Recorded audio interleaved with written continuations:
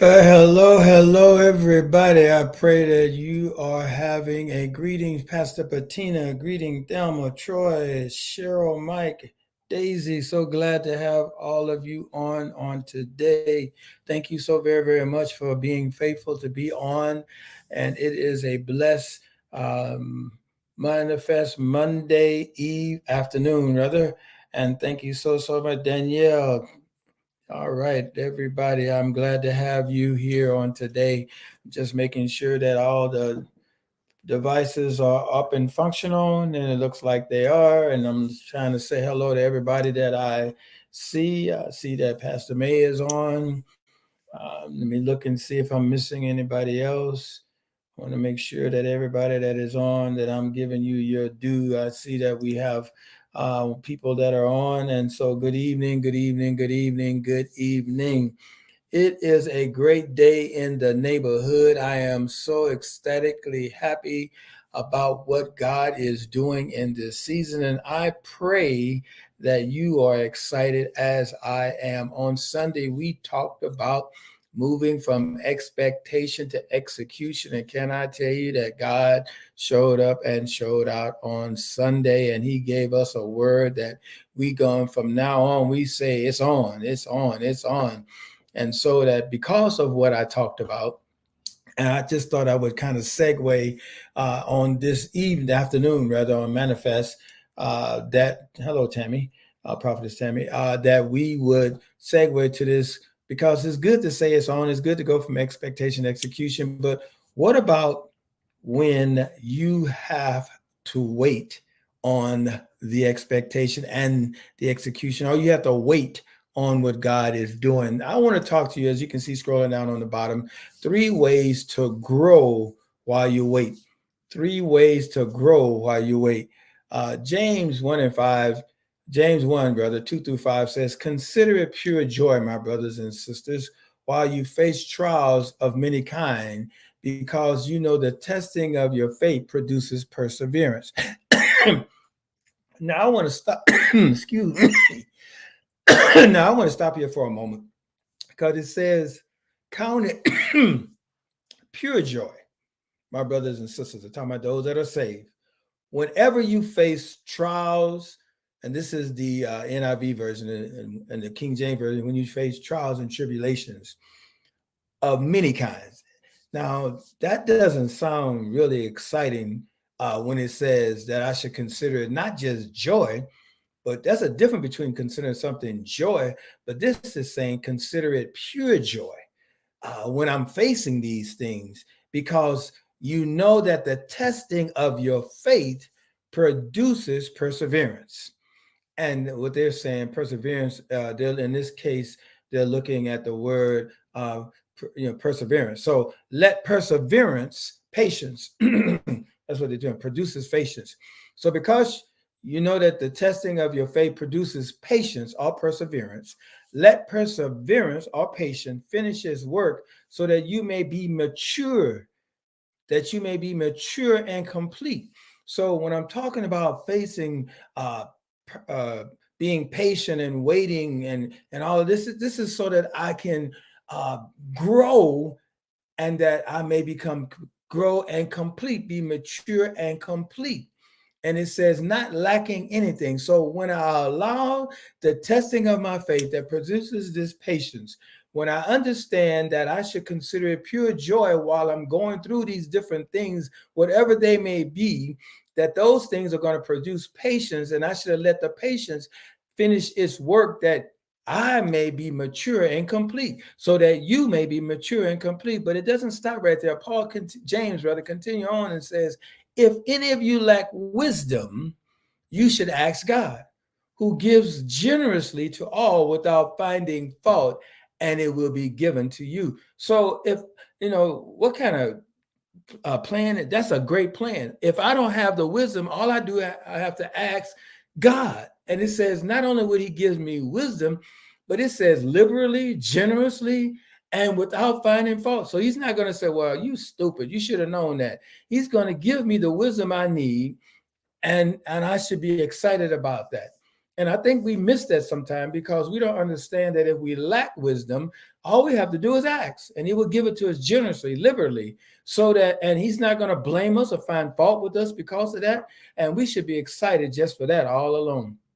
So today we're going to talk about 3 ways to grow while you wait. In an October 2nd, 2021 Psychology Today article written by Susan Cross Whitbourne, she said to sum up waiting, rather than assume that waiting is a state of being to be avoided at all costs, recognize that perhaps there are benefits to practicing patience. Fulfillment does not always occur in an instant, and rather than fight uncertainty, embrace the joys of letting time take its course.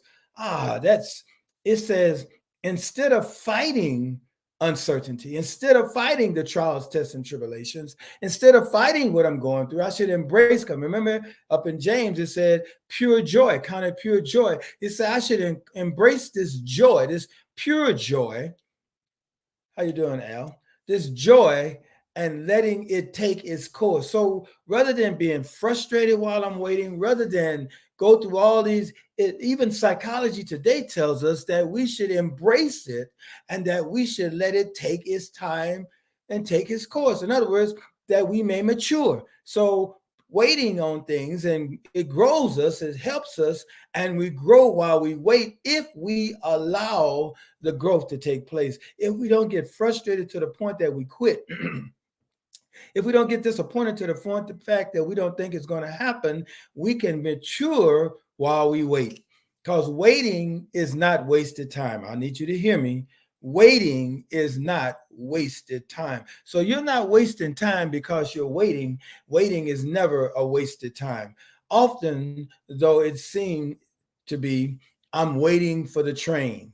I'm waiting for my appointment. I'm waiting in this long queue. They said we value your membership or your loyalty or your whatever, and we're going to get to you as soon as possible. You'll be, when you're in the queue, they put you in a queue. So if you call in and you happen to be number 99 person that called in especially on the doctors or the VA or whatever line you calling in on, a bank line or whatever, they're going to tell you, we'll come to you and when your time comes up in the queue.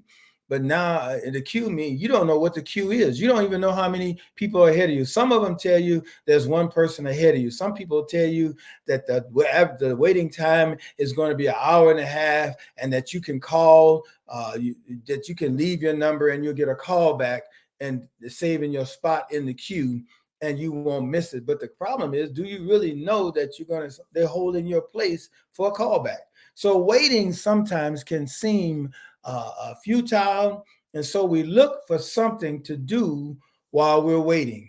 This is why there are magazines in doctors' offices, waiting rooms, and we try to fill up the time with something useful while we're waiting. I know myself, I just can't stand around and be idle. I have to do something. So thank God I have a phone. I'll play a game or something, because waiting seems to be something that we can't do without doing something else. So we try to find other things, useful things. And I'm not saying playing a game is useful things, but it's something to do rather than sitting there looking and being frustrated about having to wait. So some of you are searching for a job, but what are you looking for has not opened yet. And some of you are waiting and looking for a special person to be your husband or your wife, but you haven't found them yet. You're waiting. Others are longing to see a deep change in a person you love, and you've prayed about it, but you're still waiting. All of these incidents can make waiting seem futile at best, frustrating, difficult at worst. But if we were thinking about waiting in all the wrong ways, what if waiting is not wasted time, but valuable time in the life of a Christian? We think of waiting as something we must endure in order to get what we want. But God speaks about waiting as the way that we grow when we don't have what we want. So waiting is not wasted. In fact, waiting can be the greatest growth opportunity in your life. I need to pause here for a moment because it says that, but God speaks about waiting as a way that we grow. We go back up to James 1 and it talks about it matures and complete us. So it's not wasted time when we're waiting. It's a time for us to grow. It's a time for us to mature. It's a time for us to better get our grips on God and understanding and on ourselves and to take these opportunities to grow in our lives. I want to suggest to you 3 ways, and these are not the only ways in which you could grow, but these are the 3 ways in which I am going. How you doing, Pastor Bettina? That I am. How you doing, Henrietta? I am going to tell you about. The first one I want to talk to you about is we need to grow in patience. Number one, grow in patience. Patience is what you need when things have not worked out as you hope. You have to have patience. And I'll tell you why. Because if you don't have the patience and waiting when things don't work out, you will jump to do something out of an emotional moment, and that could be detrimental to you. And so rather than doing something out of season, something that is not necessary, something that God doesn't want you to do, we have to wait patiently and wait for it, the thing to manifest the way it's to manifest. Somewhere deep within every heart, there is a dream of life as we would want it to be. Our culture is sold out in the pursuit of a paradise now. I've been thinking about designing a new sign that could be very useful for some of us. It would have just 4 words on it. This is not paradise. This is not paradise. There are a lot of places where you could put that sign. You might hang it over your front door at home. It would help. Some of us are so intent on a perfect family that we are reaching for what cannot be obtained in this world, and it becomes crushing for everybody. Some couples ought to put the sign on the door to their bedroom. It would take a great deal of pressure off of you. Perhaps you need to put that over your desk at work or about in your car. It will help you when you're in a traffic jam. Remember, it is not, let me get that 4 words again. This is not paradise. So when you're in that traffic jam and you're in that long line and you're waiting, you just tell yourself, this is not paradise. I don't know if any of you out here in Southern California, and I'm sure it's in other places, but if there are certain freeways that if you get on, you're going to be on for a minute, and you understand that you're going to be there for a minute, so you don't get frustrated. It can be frustrating when you're in bumper to bumper traffic, when something that's 10 miles away takes you 35 to an hour to get 10 miles because of the traffic. And so you got to learn how this is not paradise. I'm in this traffic jam. This is not paradise. My situation at work is not the way I would like. This is not paradise. I'd be very happy to have the sign over the entrance sometimes to the church that this is not paradise. If you came here looking for a perfect Christian community, you won't find it here. If you came here looking for a perfect paradise, a perfect church, a perfect Christian community, you won't find it in the Sanctuary Church. What, Bishop? Your church is not perfect? No, the Sanctuary Church is not perfect because it is filled with imperfect people on the path to perfection. So if you're looking for perfection when you go to church, you're going to be gravely disappointed because this is not paradise. Church is kind of like a hospital. There are people in there that are sick, that are in the ER. There are people that are recovering. There are people that are getting ready to be discharged from their situation. There are people that are in there to assist, but it is not a perfect church. And neither are we, because we are imperfect people working on perfection. If you give yourself to the pursuit of paradise now, you will be disappointed. When that happens, you will be angry with God because he has seemingly let you down, but this life is not paradise. And the sooner you discover that, the sooner you'll be able to break free from the pursuit of an advertiser's dream that will always elude you, because they always want to make everything like it's always going to happen. This is how it's going to. When God does not give you what you eagerly desire, a door opens for spiritual growth. Embrace the pain, Love God in the disappointment. Embrace the pain and love God in the disappointment. Detach yourself from the pursuit of paradise in this world and set yourself apart for the Lord. Paul says it this way: for this is the hope we were saved. But hope that is not seen is no hope at all. What hope? Who hopes for what they already have? Embrace the disappointment of life as opportunities for spiritual growth. Embrace the opportunities of life as embrace the disappointment of life as opportunities for spiritual growth. Number two, grow in hope. Number two, grow in hope. As you embrace disappointment, ask yourself this: do you honestly anticipate heaven? All that you can experience in this Christian life is only a taste of what Christ has in store for you. There is so much, much more to come. This is why we are to grow in hope while we wait.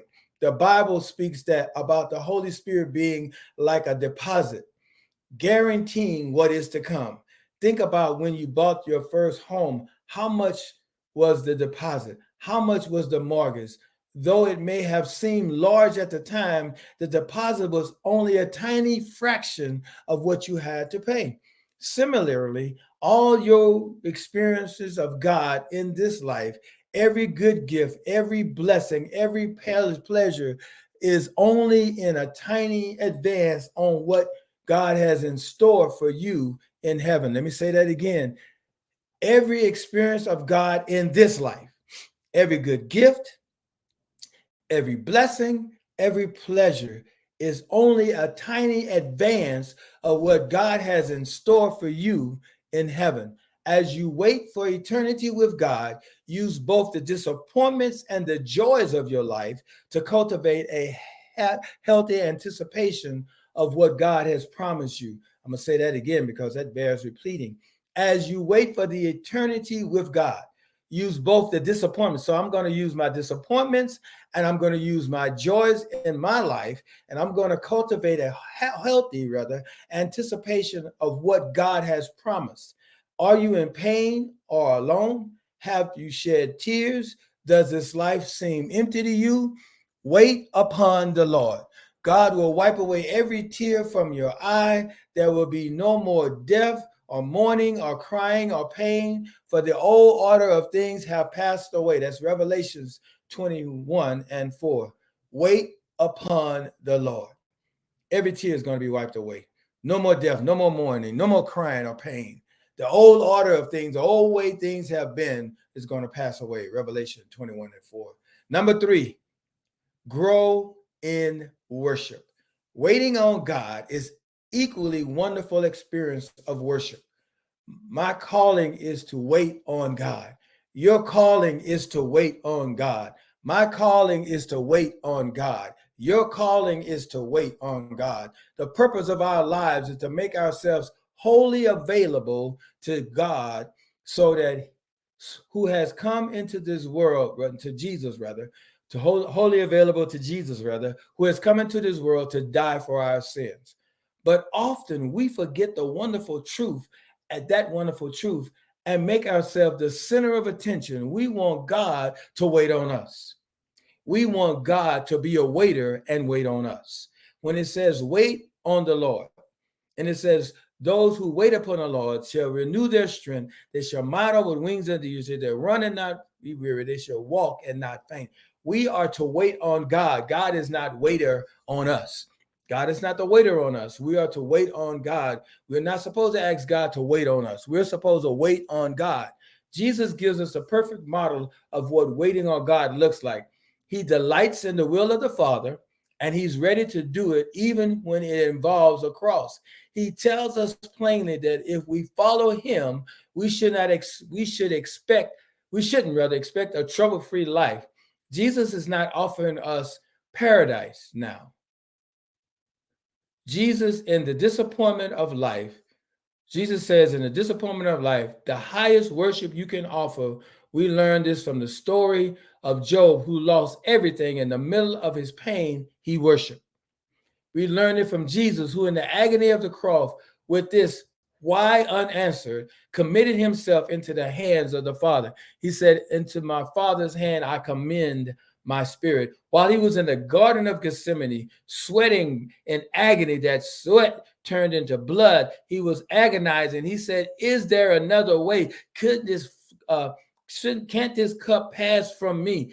And they said, but nevertheless, after he got himself and composed himself, he reminded himself that nevertheless, not my will be done, but God's will be done. We need to be like Jesus when we get in our Garden of Gethsemane, when we're in our situations that's bothering us, when we're in our situations of disappointment, when we're in our situation of discouragement, when we're in our situation of being betrayed, when our Gethsemane of people lying on us, backbiting, and all of those things, name calling, whatever it is, haters, whatever it is, when we're in our Garden of Gethsemane, we need to say, I know we ask, can that be another way? I don't want to go this way. Why do I got to go through the doctor's report? Why do I got to go through this divorce? Why do I got to go through this breakup? Why do I got to go through financial lack right now? Why do I have to go through losing a job? Why do I have to go? But right now I should say, but nevertheless, not my will, O God, but your will be done. Not my will, O God, but your will be done. Worshiping God through disappointment will be the greatest evidence that you love God for himself and not just for his gifts. Worshiping God through disappointment will be the greatest evidence that you love God for himself and not just for his gift. Oh, that's good right there. Worshiping God through disappointments will be the greatest evidence that you love God for himself and not for his gift. If all your dreams were fulfilled and if all your prayers were answered, there would be no way of knowing if you love God for himself. If everything was perfect in your life, if all you did was skip through Malou, my darling, if all you ever did was just have blessings upon blessings, but there was never any trials, tests, or tribulations, then how would you know that you love God for himself when everything is going good? It's easy to love God when everything is going good. It's easy to praise God when everything is going good. It's easy to worship God when everything is going good. But can you worship God in the midst of your pain? Can you worship God in the midst of an unanswered prayer? Can you worship God in the midst of your being diagnosed with a disease? Can you worship God in the midst of losing your job? Can you worship God in the midst of your bank account dwindling? Can you worship God when you don't have what you think you should have? Can you worship him only in the times of distress, only in the times of disappointment, only in the times of discouragement, only in the times of trials, tests, and tribulations? Do you understand how much you love God because you love him, not because of what he has done for you, but because of who he is? And you know, at the end of the day, weeping may endure for a night, but you know that joy is coming in the morning. I may have to go through this pain, but this pain is going to lead me to purpose. I may have to go through some trying. I may have to go through some crying, but I know that in the end, I win because I'm in my winning season and I'm a victor, not a victim. I'm a victor, not a victim. And I know that I'm a winner. And because I know that I'm a winner, I don't have to go through all these things with this. It encourages me. So I want you to think of the great disappointments and the great joys of your life. I want you to think about all the waiting you're doing right now and how you're perceiving that waiting. So let me say that again. I want you to think about it, all the waiting you're doing, and how are you perceiving the waiting? I want you to hear God saying to you, I want to make this waiting useful. I want to use it to grow you in my likeness, in patience, in hope, in worship. I want to use it to grow you in my likeness, in patience, in hope, and worship. Waiting isn't easy. When you have a glimpse of something God wants to do through your life, you want it now, but you're not the only one waiting. Look around. You'll see other people waiting for their open door, their own open doors. Often they will have doors in front of them and you can help open. often as you can. Learn to open those doors. Love other people. Care about how God will use them. God will put people in your life to do the same for you. Learn how to help other people. Learn how to be a blessing to other people. Learn how to open doors for other people. It's like when someone is in a wheelchair and they don't have a door that they can push the handle and the door open doors for those who may not be able to physically walk through the door themselves. Open doors for others so that they may be able to get a glimpse of what there is for them. Open doors for others to show that you care about people more than you care about yourself. Don't waste your time waiting. Let God help you grow into the person he wants you to be on the other side of the door. Don't waste your time waiting. Let God help you grow into the person he wants you to be on the other side of the door. That was enough by itself. I need to wait, and I want to grow while I'm waiting. Now I have a better understanding of, how you doing, Prophetess Jackie? I have an understanding of what God is. I have a better understanding that I need to grow in my patience. I need to grow in my hope. I need to grow in my worship. I need them. These things are going to help me because I can go back up to James 1 and I can say this to myself as I move forward and as I prepare to close. I just want to read it again so we can get an understanding what it really means. He says, "Consider it pure." Pure, that means this is the best there is. Pure joy. There's no other joy. There's no additives to it. There's no nothing put in it. This is pure. Like you get honey from a honeycomb, pure honey. This is pure joy. Consider it pure joy, Christian, brother and sister, whenever you face trials of many kinds. You are to consider it pure joy when you face trials of many kinds. That's a revelation for some of you.